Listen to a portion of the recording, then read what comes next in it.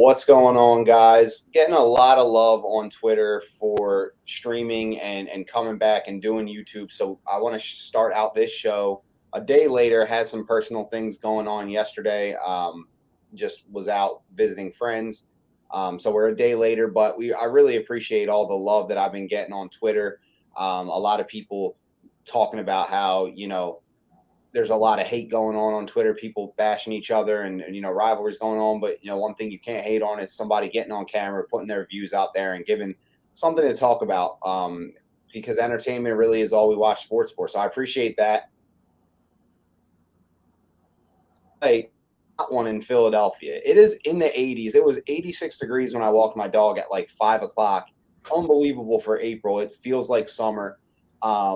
And you got to love it. So we're in that full swing off-season mode. It feels like the dog days of camp already. It feels like July and August when we're sweating it out, waiting on this team to come back. But it's only April.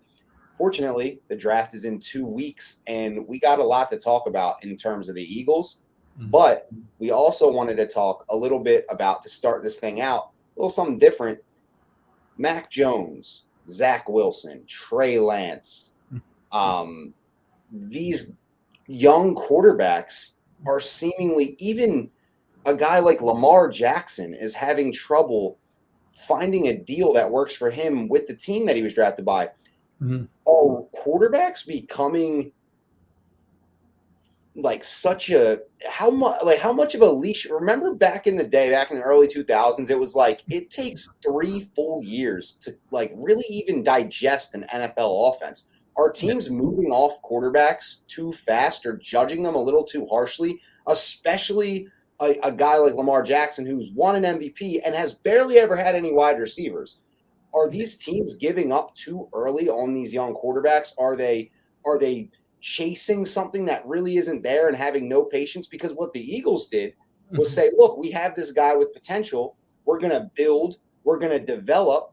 And Jalen Hurts now looks great because he hits the work in the offseason. The team trusts him. Is there a lack of trust? What is it with these young quarterbacks? Are they just really that bad? Like, why are we drafting quarterbacks top 3 to say, you know what, 2 years, I've seen enough. We're going to look in the draft and we're going to get rid of you. We're going to make it's like they're breaking these guys. And this is not a position that you want to treat like a linebacker or a safety or a running back. No shade to those positions at all. I don't want to cover them too much. Everybody in the NFL is there for a reason, but you know what I'm saying. Quarterback is the most valued position, and we're just throwing these guys out. And I'm not a huge Zach Wilson fan specifically at all, but I mean, you draft the guy 2nd overall, and you barely even like look him in the eyes. Like, what are we doing right now with quarterbacks in the NFL? It's a little bit of everything, honestly. I mean, I think you kind of teed that up very well. The Lamar Jackson situation is baffling to me. I mean, the guy, there's no reason why he had no help. He was the offense in those years building up to, when he got drafted and going into his contract. Like, he was the whole offense. Like, he was the system. So him having no weapons is ridiculous. And Lamar Jackson is a big reason why, like, I was so sold on Hurts after 2021, because I was like, this guy, Hurts, had nothing to work with at all. And even the 4 games at the end of 2020, you saw how depleted that team was with weapons. And Carson was bad. That team was just atrocious, though. I don't think it really mattered who was playing quarterback that year. Yeah. And so when you can see these guys do stuff without any players around them, you got to take stock in that. And another side of it, the Jets, were they really in a position to have a quarterback come in and contribute? That team, they are filling holes now, but that team is just a mess. The Patriots, Tom Brady elevated them so highly with like not a pretty poor receiving corps kind of towards the tail end of the last like 2 seasons with the Pats. and you bring in Mac Jones to come in and with no weapons.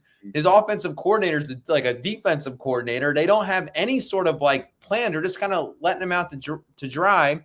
And so you got to think like, are some of these teams, I think they're not in a position to get a quarterback. Yeah. You don't have a good roster. And look at what the Cowboys did with Dak. They still had that team intact for Tony Romo, who fell apart and had his shortcomings. Don't get me wrong, but they had a roster built.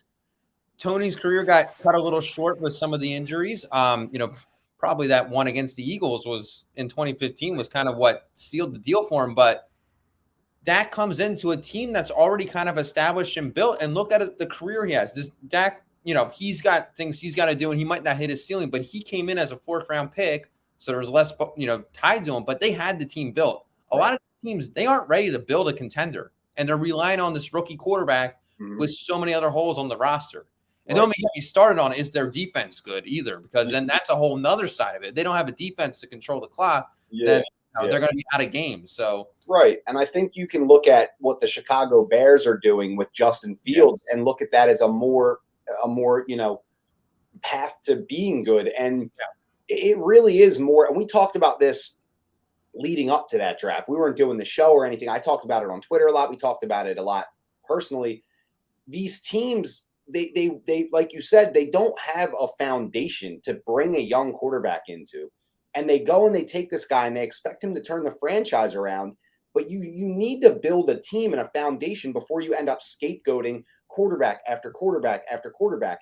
And it really is just as much about the organization and organizational support as it is talent, because all these kids that come in the league, they have physical superpowers. They have an arm. They can make plays. They can run. Something about them got them to that point.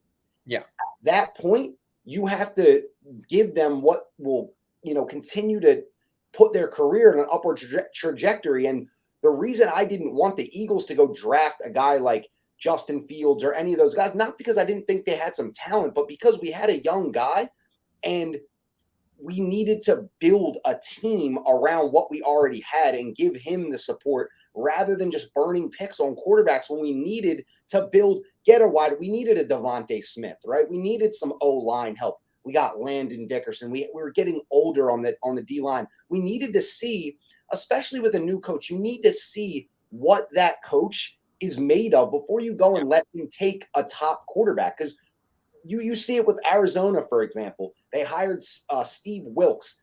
They let him draft Josh Rosen 10th overall, and a year later they fire Steve Wilkes and they get rid of Josh Rosen. Why would you let a bridge coach draft a quarterback that high? That's such a valuable asset to say, we're not giving this any leash. We're giving this such a short leash, but go and use that 10th pick however you want. That's not a smart way to do things. And you can see the difference between a smart organization and an organization that's just trying to throw darts at the board with their eyes closed and see what sticks and hope that they land one of those top quarterbacks that really brings them along. But in reality, you need to build that foundation. I think the Jets start, like you said, you mentioned it. They started to build, fill some holes and build a great foundation. Now they're chasing this Aaron Rodgers thing, and that's all great, whatever. But they kind of drafted Zach Wilson 2 years too early. Like if they were looking in the draft for a quarterback this year, then they don't need Aaron Rodgers. They go get Bryce Young. They go get a CJ Stroud. You could make a trade up and get a guy, and you're bringing him into such a better environment than you brought Zach Wilson into 2 years ago when you brought him in, and now he's doomed. The 49ers are just, I don't know what they're thinking. I mean, they go and draft Trey Lance. They have a great team. He gets injured. He doesn't start his first year. He gets injured. And now they're like, well, is Brock Purdy the guy or this or that? I don't understand why they used the pick on Trey Lance to give him, this kind of weird vibe about it and keep Jimmy Garoppolo around and not be clear about what their intentions were. And they're a good organization. I don't know what they're doing with their quarterback position. So I think it is a case-by-case basis. Yeah. I'm just glad the Eagles have their guy. They have this culture built. They found a guy that fits right into that and sets that culture. And then they just said, look, we're going to give this guy as much help as we possibly can. And leading into this draft, it's a big draft to give him even more help and build this team. And we're 2 weeks out. Yeah. And what do we do? We're going to transition right into this. Yeah. Quarterback now, we know there's going to be some quarterbacks. So I'm interested to see Bryce Young, CJ Stroud, all them go in the top 10 because we don't need a quarterback and we want guys to fall to us. So I'm hoping the best for those guys. And I think that the Carolina Panthers are making some of these strides and they made that big trade up. I think the Bears are doing good with Justin Fields. I think, that some of these other teams that are drafting these young quarterbacks in the top 10 hopefully take notes from the mistakes that teams have recently made. The Eagles don't need a quarterback. Yeah. What is their plan A in this draft? While these quarterbacks come off the board and while some of these other guys come off the board in the top 10, first of all, what positions do you want to see go in the top 10? We know we don't need quarterbacks, so that'd be great. We know there's going to be some other guys that we do need going, but I'm hoping cornerbacks go because we don't really need an immediate help with corners and quarters. Yep, there we go. Yeah, corners and quarters. That's it. Cornerbacks and quarterbacks is what we really need to go. Mm-hmm. I wouldn't mind a cornerback maybe later, but stashing a guy on the bench in 10 we've already talked about is ridiculous. So what is the plan A for this draft? What is your plan A? If it's realistically in a perfect world, what are you hoping happens right off the jump with this team? If you could pick your perfect first round the 10th pick, not everything else. We'll talk about that maybe next week, but this 10th pick has got everybody's attention. What are you doing? Plan A. What do you got? Well, I got something, but I gotta backtrack for 1 second. The Lions, what they're doing right now, this is the other side of the coin. The Matthew Stafford era, they learned so much that guy has a cannon for an arm, and make fun of him for losing all the time. But they had the quarterback; they had nothing else. But that was the other side where you had the quarterback, but you need Calvin Johnson. Yeah, Calvin Johnson just quit because the team was so bad. He didn't quit because of Matthew Stafford. But now you look at what the Lions are doing. They learn from that regime, so they trade for Jared Goff, and then they've been building a roster, and now they're going to get a quarterback probably next year with this whole roster intact. So I love what they're doing, but that's the other side. I just want to get that out there. To be honest, that is a really good observation, and I mean, just a think piece for this draft. There's always something in the first round, especially in the top 10, that people are like, whoa. And what I think could be that play is the Lions taking a quarterback at 6th overall. One of those three guys, say CJ and Bryce Young go in the top 3, or CJ and Anthony, they take Anthony Richardson, or they get CJ Stroud or Bryce Young falling to them, sit them behind Goff for a year and let them learn and continue to build the team. They have 2 first-round picks. They have their own, and they have the pick they got from the Rams, which was a great trade in hindsight. I mean, the Rams won the Super Bowl, so they got what they wanted. But the Lions made out very well. They got picks, and they could bring a quarterback in that doesn't have to play right away and be competitive next year, because that division is in the gutter right now. Yeah. And, you have the Bears coming up a little. You have the Vikings that are going to hang around. And the Packers kind of just, they need to see who they have at quarterback and Jordan Love. Yeah. And the Lions look really good. The Lions look like a team that could be just as competitive as any of them. And if you get that young quarterback to come in, sit down, hopefully it doesn't mess with Jared Goff's psyche, because he played very well last year. And I don't think it will. He's a veteran. He understands. Yeah. He's been around quarterback turmoil for sure. Yeah, and he understands. And I really think that could be – now they did trade Jeff Okudah, the cornerback that they drafted a few years ago in the first round. So they could be in line for a cornerback. But I would be really excited to see them take a young quarterback, let him sit, and bring him in on an offense that is looking like they have the O-line, they have the weapons. It looks like that could be a really good place for a quarterback, and that's weird to say. The Detroit Lions, right? So I'm excited to see that. But that's a really good point. That's really that is a really good, using the Lions as an example is again, crazy, but that is a very ideal situation for a quarterback this year. And we'll see. And I hope because I want 3-4 quarterbacks to go in the top 10. So maybe they draft a quarterback and then they draft a corner with the later pick. I mean, that's something too, that they have the luxury of those deep cornerback class. You can definitely get a cornerback where they're with their second pick that can still play and fill that hole. And I mean, who knows? Maybe they have some young guys. I mean, when you don't follow the teams so closely, like these out of town teams, I don't follow their depth chart. Maybe they have another young cornerback that flashed last year, and they're like, look, we can get rid of this guy, get some compensation, and let this other guy play because he played well last year. I don't know. So you never know, but they could get a top quality player at 6, and it could be a quarterback, and that would be really intriguing. So I'm excited for the draft just to see all that stuff too. Yeah, Eagles yeah. one thing, but all that stuff is seeing where the chips fall and how much With all the trades that I think it's like other teams have multiple picks, I think that makes this draft super exciting. But yeah, back to my plan for at pick 10, my plan A is Jalen Carter. If he's not there, then I think you probably just take Bijan Robinson because that fills a hole. He's going to come in, contribute. It's going to change the offense. I prefer Jalen Carter. I might be getting greedy here. I don't know if there's a way that you can trade back a few picks and still get Bijan Robinson at like a 13, 14. I'm not sure if that's ideal, but what I'm kind of coming to terms with is get Jalen Carter. If he's not there, then you take Bijan Robinson and then you figure out something in, the rest of the draft, free agency, get some more D tackle help because you know how he's not going to go into the season. I think we said that last week. Even if he gets Jalen Carter, we're still getting some depth on the D line. We're still going to be adding pieces, whether that's other picks in the draft or there's no way there's not going to be another veteran or some big trade that we do on draft day. I'm not so much anticipating a D tackle trade on draft day. I know that talk with that D tackle from the Titans. I'm kind of blanking on his name now. I don't see that happening. Jeffrey Simmons already got his deal. He got a mega contract. So wait, he did. They did give him. They ponied up. Yep. Oh, okay. I missed that.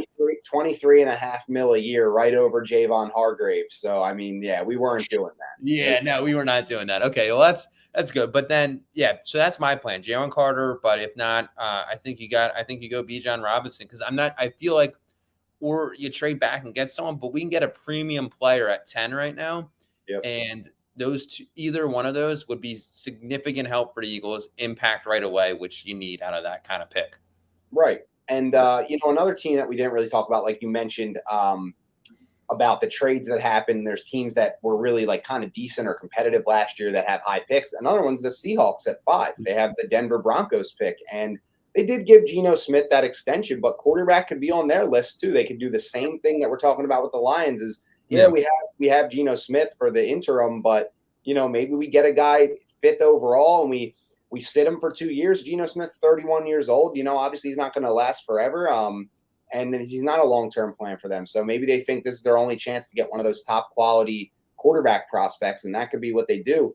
So that really is going to dictate Jalen Carter. I think that's a really, really likely spot for Jalen Carter is 5th overall to the Seahawks. Now, if he falls past the Seahawks and then the Lions pass on him, which it's possible the Lions take him too, then you're thinking about trading up. And I think my plan A would be to see if he gets within our range to that 7th pick, to that 8th pick.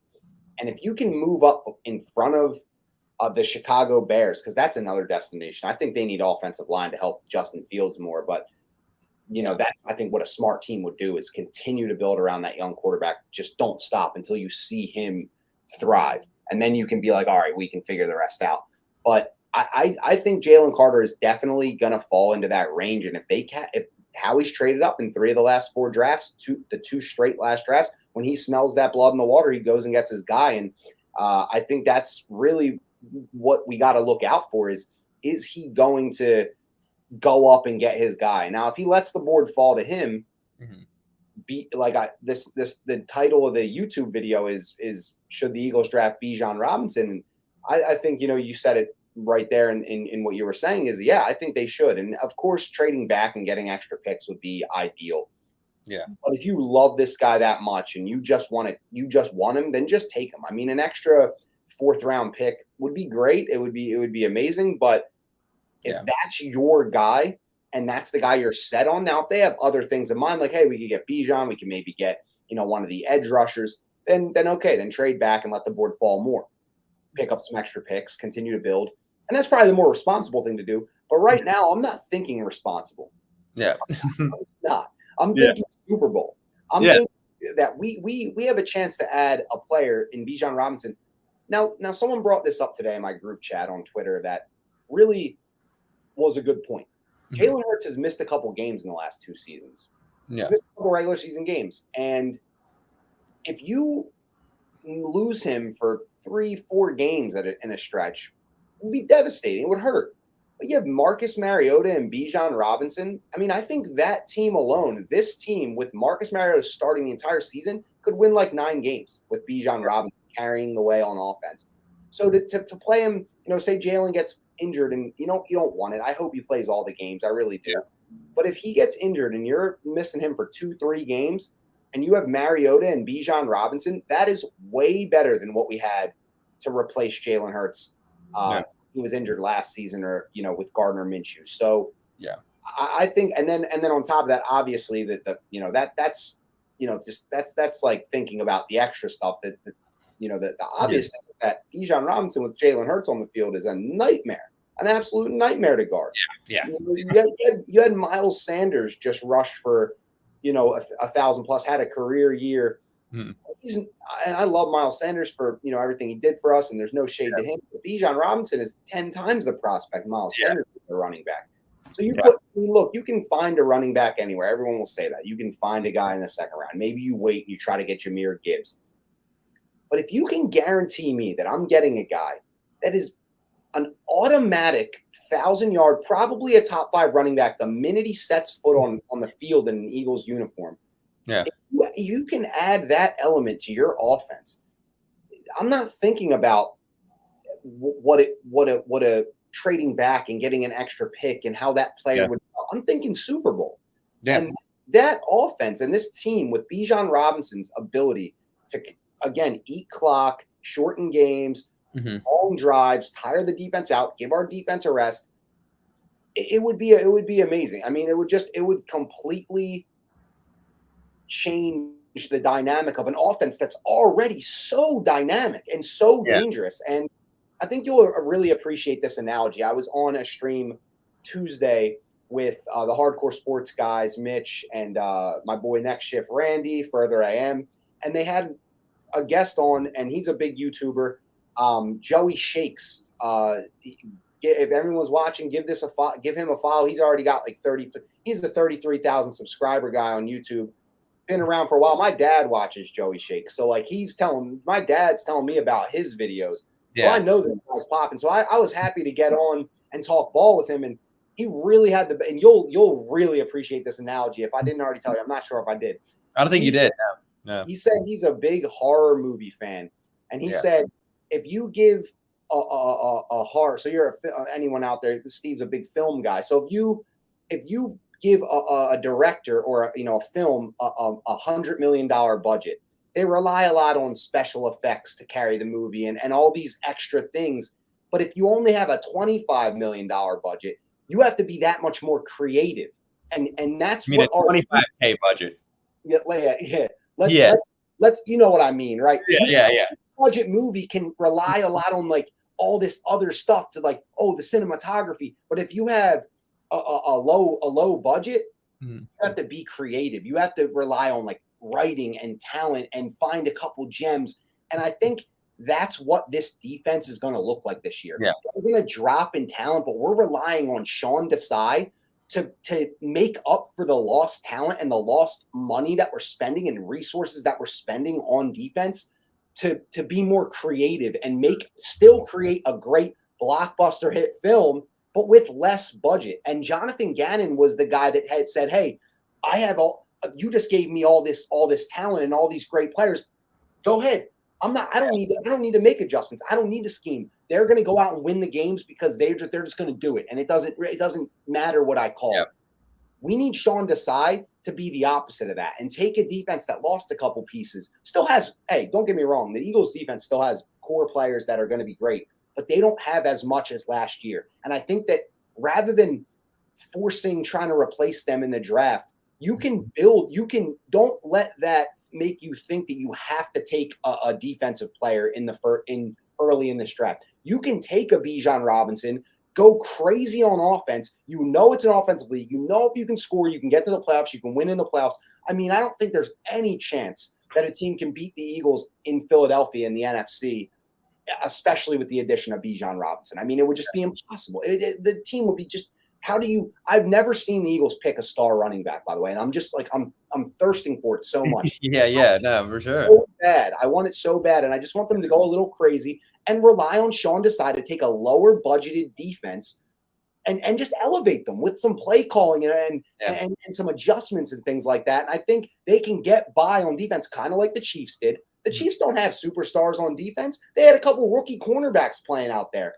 but they have the offense to score, and they have a defensive coordinator that understands situations, adjustments in Steve Spagnuolo, and he can make those adjustments. Now in the Super Bowl, we lit them up because that's how good we are. But against the Bengals, they were defense. They won 23-20 because they played good defense. That the great teams don't need superstars everywhere. Just get as much as you can to help your quarterback. Get as much as you can to help the main spots, and then everyone else can fill in. And you got to rely on your coaching staff and your experience and your leadership to really pull the rest of the train. And I think that analogy with the movie budget was so clear, made it so clear to me. I was like, listen, we can fill this defense out with just hungry guys. We can get some more free agents. We can make a trade. We can get guys in later in the draft. With that 10th pick, you can get a guy that will elevate your offense to another level and basically cement us as the best team in the NFC, just because we can just absolutely dominate in any way we want on offense. And that's going to help the defense as well. So long-winded rant, nonetheless, I think my number one desire is Bijan Robinson. Now, I understand a Jalen Carter. I understand trading back, getting picks, making a smarter pick for the future and the long term. But my desire is to get Bijan Robinson with this top pick, or just somehow get him on the team.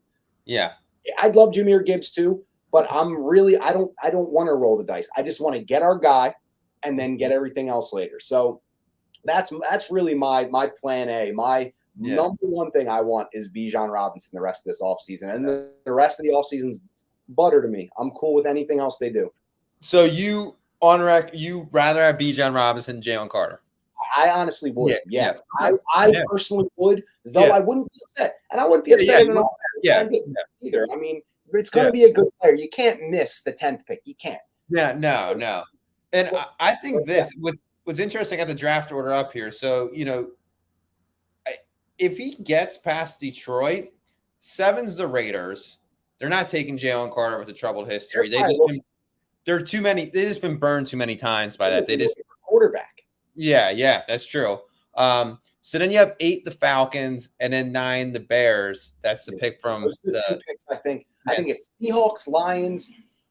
I would say Seahawks, Lions, Falcons, Bears are probably the most likely destination for Jalen Carter. So you could, if he gets past Detroit, I could see them jumping up to with Atlanta, getting 8, and then going Carter. But if not, then they'll probably they'll take Bijan. Or 7 with the Raiders to get Carter, because Atlanta and the Bears could be considering Carter. Yeah, that's true. You might just need to get to 7 just to jump the other people. Yeah. So I think if he gets to 7, I think it's Carter. I think they go up and get him. If it's not, then they take Bijan at 10. So you're in a good situation. To be honest, the Bears and the Falcons have young quarterbacks playing. Well, obviously, the Falcons have Desmond Ridder. I think that's going to be their starter, and he was like a 3rd-round pick or something. So they need offensive line. You can never – if I'm a team that has a young quarterback coming in next season, I don't care what else is around. I'm getting an offensive lineman, period. Yeah. You can ruin a quarterback without an offensive line, especially those young guys. So I think they should be focused on offensive line. I think more – and I heard something really interesting this week was that one of the analysts or experts or whatever, and they say a bunch of things, but one of them said that you're going to be surprised at how many more offensive tackles go in the top 10 to 15 picks than people are thinking right now. There's a lot of good offensive tackles, offensive linemen in this draft, not only Peter Skoronski, but there's a bunch of guys, Paris Johnson and Broderick Jones. I think he plays a little bit of guard from Georgia. There's guys that can go in the top. These offensive linemen are a premium pick. I mean, you can't go wrong. If you're smart, I always say it, smart teams pick trenches high. And I'm vouching for Bijan Robinson because the Eagles aren't in that kind of situation. This is a rare situation. But if the Eagles didn't have a developed offensive line, I would if we had no Landon Dickerson and we had a hole, and I would be like, we need an offensive lineman, absolutely. But we don't, and we might in 2 years, but we have next year's draft, and then the year after that too. So it's we can always get an offensive lineman because we have such a good one already that we don't need to rush or force getting an offensive lineman. But some of these teams with young quarterbacks, you probably need an offensive tackle to start day one that has that blue chip pedigree that you can bring in. And look what Detroit did, man. They started focusing on that, and look how quickly they turned around, and look how quickly that their offense became pretty lethal with a quarterback that everyone threw away and counted out, starts on the offensive line. So I think that is going to be big. And honestly, if Jalen Carter just drops right into our lap at 10, I'm not mad at it at all. I'm really Yeah, it's a good situation. Yeah, the O-line, there could be a run on that too. I mean, it is, in my opinion, it's the most important unit in the sport because if you can't block, can't do anything. You look at those bad seasons that the Eagles had. How many times have we seen that? There was litany of problems, but the core problem of the one consistent theme with all those teams, offensive line either not developed or just decimated by injuries. Yep. And they just couldn't block people. You can't do anything on offense. And so, yeah, you gotta shore up that offensive line, and obviously we have that. But that is such a staple of Philadelphia Eagles football. You know? Continuity is big on the offensive line. It's not just about getting talented guys; it's about keeping them together for as long as you can. So the minute you can start gathering that offensive line and getting young and being like, okay, this guy's going to be here for 3 years, this guy's going to be here for 4, we just drafted this guy. These 2 guys are veterans, but they've been here for a while. Like, the minute you can get all that straight and be like, this is our O-line and we don't need the – or you start filling the rest of the team out. You build inside out in the NFL. And no matter how boring it might seem, that's kind of what it is. So I think some of those teams are going to pick offensive linemen where we're thinking like, oh, they're going to pick corner and they're going to pick, receivers and maybe even it's that team could be interested in BIJAN. I think offensive line is going to be a really premium pick in this top 10 to 15. So the fact that the Eagles don't really desperately need one is really helpful to them.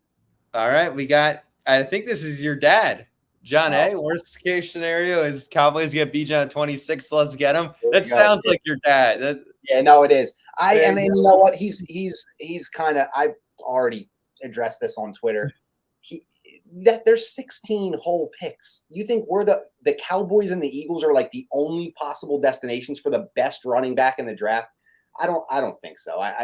You don't pick a guy 10th so a team at 26 doesn't get him. I mean, that's a little ridiculous. But I'd hate that. Obviously, I'd hate that BIJAN going to the Cowboys. But to be honest, the Cowboys need offensive line, and they'll probably do the smart thing and pick another offensive lineman. And while I'm not like hype that their offensive line is going to get better, I think that they could definitely be the type of team that that kind of slowly develops that offensive line because they're later picks and they're not premium. They're not like a Tyron Smith in the top 10 or the best guard. They might get like the 3rd best guard or something like that, and I can live with that because I think by the time they all develop, Dak might be out of there. So hopefully it lines up like that. But I know the Cowboys draft really well, and if BIJAN does drop to 26, I can definitely see him taking him. And I don't want to go against the guy 2 times a year after the Zeke. No. That guy killed us. I know it doesn't always end up them winning, but it's not because of Zeke. It wasn't because of Zeke that they didn't win. He was a monster for them for years. He had a lot of good games against us. Yeah. And he said it's raining in Florida, so it's I think it's going to rain Saturday for us here, but sunny in Philadelphia, always sunny in Philadelphia. Yes, it is, always is. But yeah, I mean, I don't really think the Cowboys are going to get their hands on BIJAN. I think there's another couple teams that definitely could look to get him. But I mean, maybe they like Gibbs or one of the receivers too that they could get a weapon. But I would guess offensive line. It's going to be tough. Cowboys are going to be a tough team regardless. So we got to be ready for that. And I hope we do get BIJAN because I just want him. It has nothing to do really with the Cowboys specifically, but I just want to see that I've never seen it before. I've never got to experience that. It's one of the only things that as us young Eagles fans. I mean, we got Shady McCoy and like Brian Westbrook. They were awesome, but just knowing like when we got Shady McCoy, it took him a year. He was behind Westbrook. He came in, and then he's a stud, and no one really saw coming. Drafting BIJAN Robinson on draft night, you're just like superstar, like eyeing his jersey. First game at the link, he might go for $120 and 3 touchdowns. Like, imagine it, dude. Imagine it. Like, it would be pandemonium. The star power. We don't need anything to sell tickets to this town because we're all in already. Yeah. Pandemonium around BIJAN Robinson. The guy has his own line of mustard. Imagine how many tailgates would have the BIJAN Robinson mustard. The BIJAN Dijon tailgate. I mean, come on. It would be unreal. It would be perfect. It'd go so good on a soft pretzel. So good. Oh, yeah. And And he has the same agent as Jalen Hurts. So you know what? The Eagles tap into Jalen Hurts about this stuff. And Yeah. he's like, bro, get me this guy. He's a stud. Just get him for me. We're going to the Super Bowl. Get this guy for me. He has the same agent. And I need to watch more off the field stuff with BIJAN, but I've heard that he carries himself similar to Jalen Hurts. Mindset, swagger, has that mature, humble vibe about him, but that killer, like kind of mindset. And I couldn't get enough of that. But I don't think you can go wrong. If he's got that Jalen Hurts mindset, then that you bring him in. Yeah, exactly. Maybe he can play some quarterback even if Jalen. Well, I mean, my dad keeps asking questions. He came late. We're 35 minutes. I got to eat dinner, but we can answer this. Wide receiver at 30 or move back to get extra picks. Then the Jergens beef jerky with the Bijan mustard. I like that. All right. Yeah. But wide receiver at 30 or move back. I mean, wide receiver is interesting. Maybe you do pick a wide receiver. You upgrade that third spot, and Quez can kind of be more. I think they're going to upgrade it regardless. And they lost Zach Pascal, so they got to do something. Yeah. Mm-hmm. Yeah, and they haven't made a single peep at wide receiver in free agency, so something's coming. And it's funny because Jeffrey Lurie, Bijan also points out that Bijan is a really good receiver as well, receiving back. But what you need, can't have enough of, especially in this offense. No, absolutely, he'd be amazing. But it's interesting because they haven't made a peep at wide receiver, and Jeffrey Lurie said at the owners' meeting press conference that offense is their bread and butter, and they're going to continue to build offense. And I know that that's kind of owner speak. You don't tip your hand, you don't really give away anything, but I don't think he's really lying. I think they really know that this investment in Jalen Hurts, they went through it with Carson Wentz. They made the investment, and who'd they have around them? Jalen Reagor and J.J. Arcega-Whiteside, Greg Ward, Nelson Aguilar. A brutal offensive line, no running game. Like, I mean, I'm not, again, people always, say I'm a homer and I was making excuses for Carson Wentz. And I know the guy had his own personal problems he was going through mentally and this and that and the injuries. But that team was horrible. No, it was. They were so bad. No chance. I mean, you just read the names on paper. None of those guys are even in the league anymore. It was like the corpse of Alshon Jeffrey and the corpse of Deshaun Jackson. They played like 2 games together. It was terrible. And that Band-Aid grabbing kind of offensive building style. And I hate to say it, but it kind of reminds me of what the Dallas Cowboys did with Brandon Cooks this year. Now, does that mean it doesn't work out? No, but I wouldn't be surprised to see that being an underwhelming move compared to what they think it is right now. When you start making those last minute, this 30-year-old is available, rather than drafting talent and being able to get these quality draft picks, that's when you start to kind of lose your regime and you start to you're hanging by a thread a little bit. I think the Eagles are in great position to continue replenishing this offense so they're not in that position. And they have a plethora of talent. And I wouldn't be surprised to see 2 out of the first 3 picks for the Eagles being on the offensive side of the football, despite everyone thinking they're going heavy defense because of the Super Bowl. That's just what I think. The thing is that they can go either way and pivot well in free agency with the rest of the draft. So I think that they're set up in a good spot to kind of see, everyone talks about best player available. Well, if you're coming out at pick 10 with Jalen Carter or Bijan Robinson, you're getting hell of a player. Yeah. So absolutely. I love that the piece that the situation they're in where they got good core players on both sides of the ball. And I agree. I think they want to keep this offense intact, and good defense is a great offense too. So yeah, exactly. I mean, you got control the clock, keep the ball out of Pat Mahomes' hands. I mean, get by with what you got on defense. You still got great players. You got a great pass rush. You're relying on some Milton Williams, some Kentavious Streets already in the rotation. You're relying on Jordan Davis to step up. You're relying on Sean Desai. So I don't think it's going to be – they could go defense. I'm not going to say they can't, but I don't think it's going to be such a lock that they are ready to load up on defense in this draft and think that, plugging a bunch of rookies in is really going to change the whole defense. This defense is pretty set. I mean, we're looking for guys that are rotating in depth and things like that. Get an offensive stud – I'm totally okay with that. At 10, at 30, in the second, in the third, anything they want to do. We have 4 picks, 4 quality picks that we can spend on depth and starters. So pick and choose who you want. I don't think they can go wrong. Yeah. And that's really all I got to say for this episode. Honestly, I think it's going to be a heck of an episode next week, counting down that week to the draft. And then on draft day, we might hit a stream for that 10th pick. We might just do the episode before, but we'll keep everyone updated. Yeah. What else is there to say, man? It's a great. I'd be down for a draft day stream if I'm not in transit. Yeah, for sure. I mean, me and Jason are probably going to watch it here, so I can't be up in this office. I'll maybe bring my laptop down and like have us hop on, but couple cocktails and some. Oh yeah, a couple cocktails. I mean, we could just go through the first like 10, 12 picks, to that Eagles first pick. Yeah, that's what I'm saying. Like, yeah. Just kind of have the stream up while the top 10's going. Yeah, that'd be fun. Honestly, I would do that. I'll bring my laptop downstairs and have it on the TV, and we just sit on the thing. And I'm sure people on Twitter will be following along, so that people will catch it, and it'll be cool. It'll be cool to chat, and then get the live reaction to whoever the Eagles pick or whatever the Eagles do. They could trade them. I think we got to do it. Yeah, we'll do that. All right, so next week, normal time, hopefully Wednesday night. Following week for the draft, we're going to delay the show from Wednesday, and we're going to do a live draft show. So if you stuck around this long, stick around for that. Well, I'll talk about it on Twitter as well. Nothing more to say but go Birds, and everyone have a good night. Good 2 weeks till the draft, and it's like Christmas. It's like Christmas, man. We're going to be on Wednesday night. We're going to be chomping at the bit to see this pick. So I'm hype. I can't wait.